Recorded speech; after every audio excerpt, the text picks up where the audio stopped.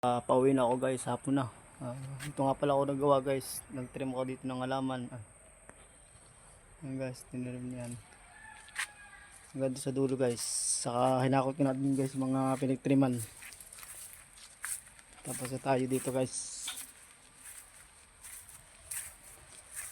Ayan. Konting linis na lang to guys. Yan mga tira-tira ngayon. Bukas ulit tayo.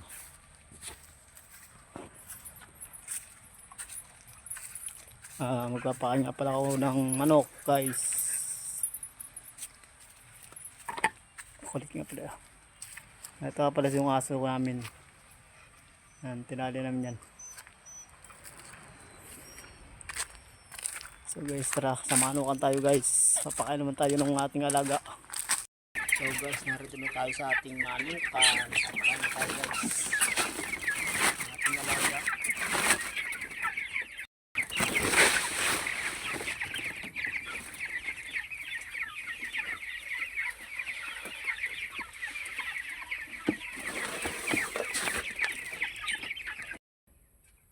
Yan guys, nagay na tayo ng tubig.